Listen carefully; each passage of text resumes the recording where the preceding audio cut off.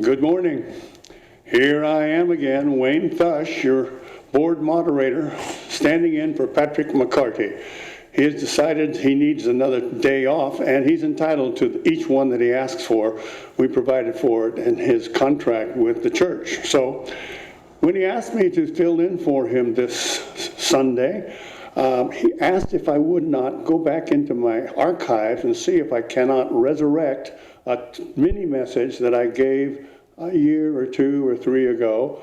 And I was able to go back into those archives and find it and realize that I could expand it, modify it, make it appropriate for today, as well as it was appropriate for that time last time, which was, guess what, during the Thanksgiving season. So here we are in the Thanksgiving season again, and Patrick asked, and I'm going to deliver. So I have significantly modified the talk in order for it to be more apropos to what's happening today. And he liked the talk for the content, but also for the catchy title.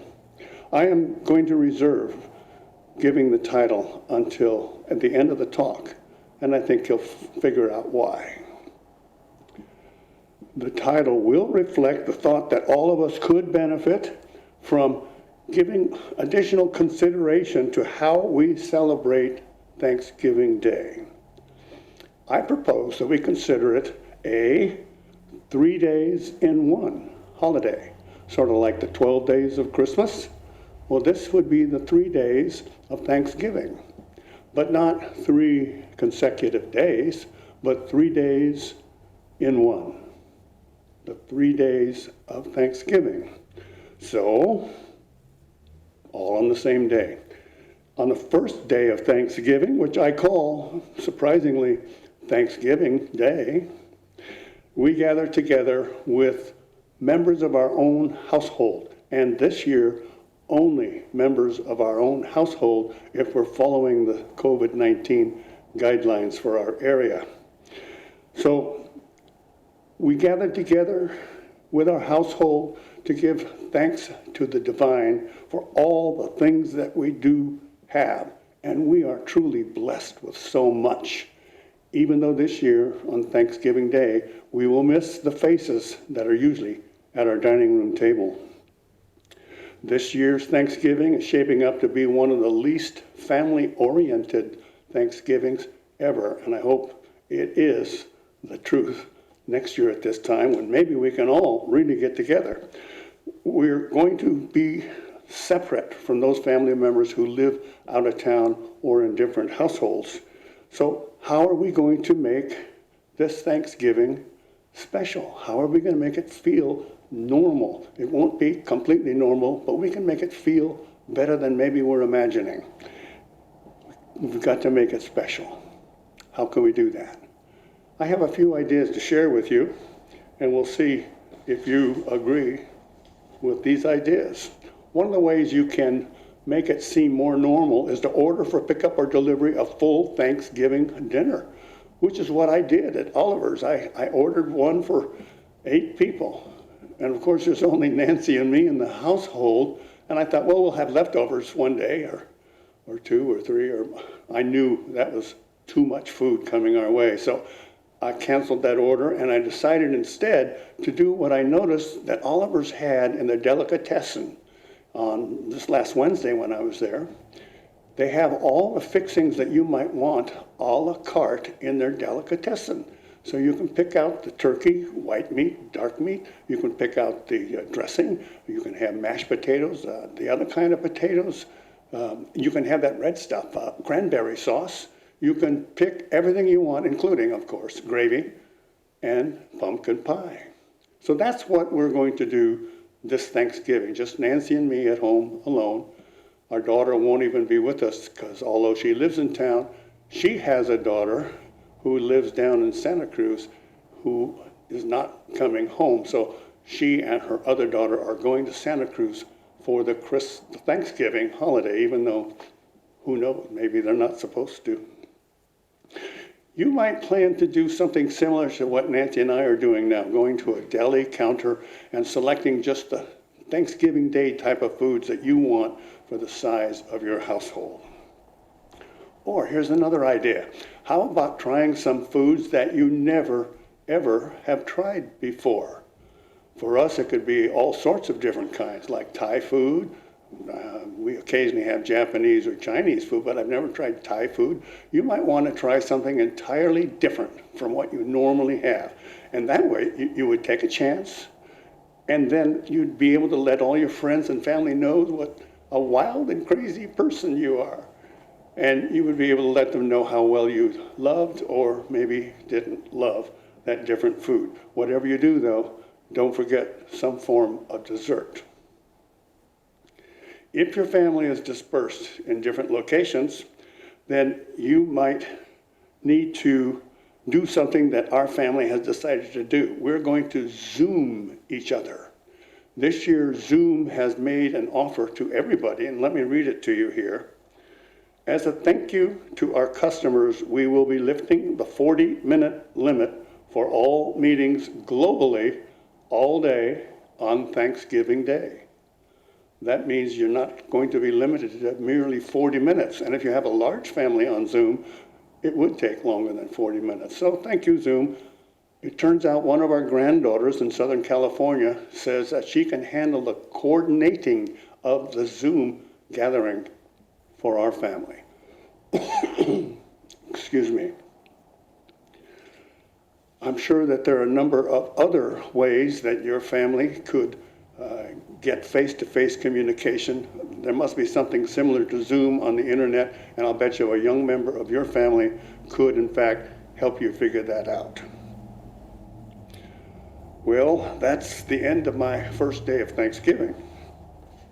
Now, on the second day of Thanksgiving, which I'll call Thanks for Giving Day, we place our emphasis on the giving of time, talent, thought, and treasure to other folks, not just here at Church of the Oaks or in our own little Katati community, but throughout our world.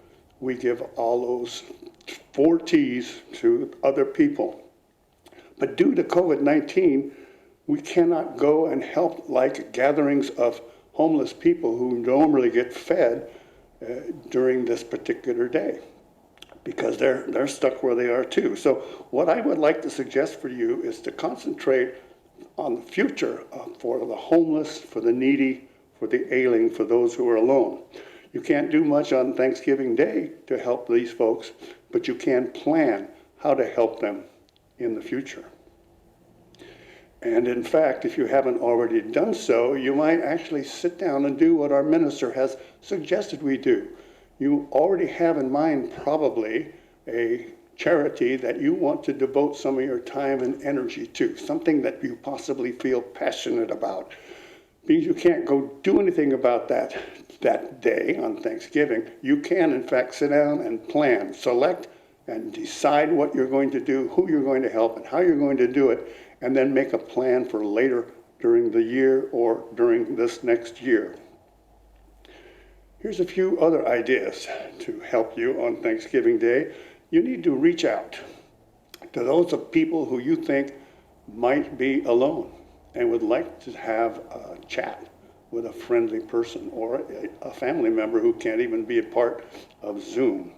So why don't you give a call to somebody, maybe one of the other church members here who you know is alone, and chat. Send them a text. Send them an email. Let them know that you're thinking of them. Let them know that you care and you appreciate their connecting with you as well. It only took me a couple of minutes to find a couple of additional items online that might be interesting and possibly even entertaining for you to do on Thanksgiving. One of them is called the International Friendship Program. It's by a group out of Atlanta. And they have something that's called, also known as the Amigo Project. And it matches international students who happen to be in America with an American individual or family for friendship and sharing of cultures.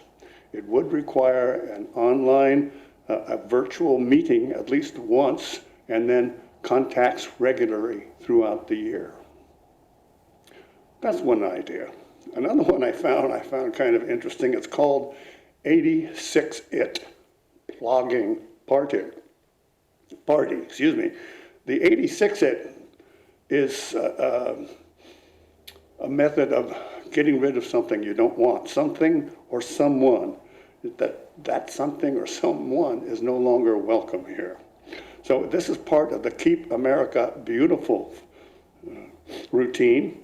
And while this particular effort online is for a different county and a different state, the concept could be used right here in your own hometown.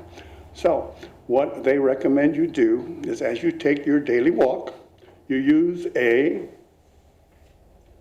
long-handled grabber reacher tool, and you pick up junk and you put it in a bag without touching the junk, and you take that bag home and you throw it in your garbage again without touching it.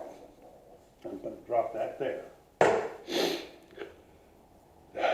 The beauty of giving of yourself is that it enables you to overlook any temporary troubles that you are encountering right now, and you're able then to concentrate on other folks. You're getting in return that fantastic feeling of accomplishment. Getting over a cold or going into one. On the third day of Thanksgiving, we add another 4 to the second day title of Thanks for Giving Day to turn it into Thanks for Forgiving Day. To err is human, to forgive divine. We've all heard that old adage, and many of us possibly believe that when we forgive another, we're doing them a favor by releasing them from the need to feel guilty about how they've treated us, assuming they treated us poorly, or they have done something that we consider negative to us.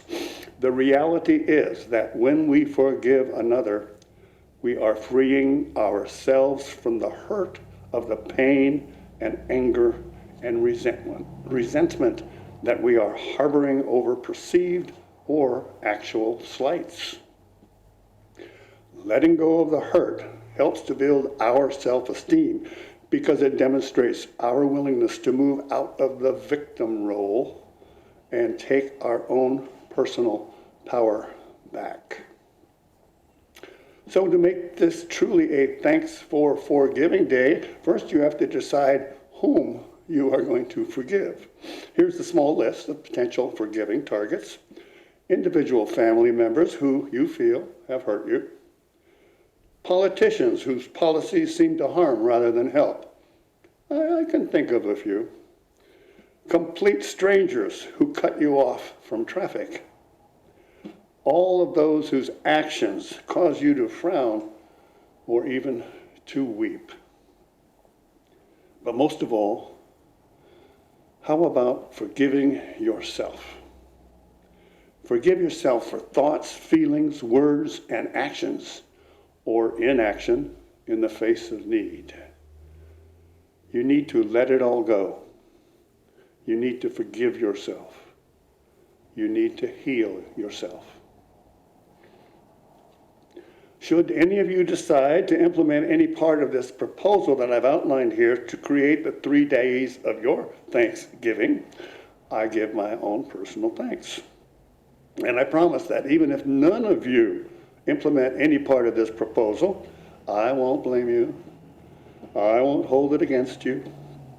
I won't even have to forgive you. Nothing to forgive. Because mostly, I'll just have to work on forgiving myself for taking up so much of your time. But at least you get the consolation prize. You get to choose the actual title of this talk. You get to choose between Thanksgiving Day, Thanks for Giving Day, Thanks for Forgiving Day, or my personal favorite, which was the original title of the talk that I gave when I first gave the talk. Thanks for Giving Day, which is all one word with the letters F-O-R in parentheses. Namaste.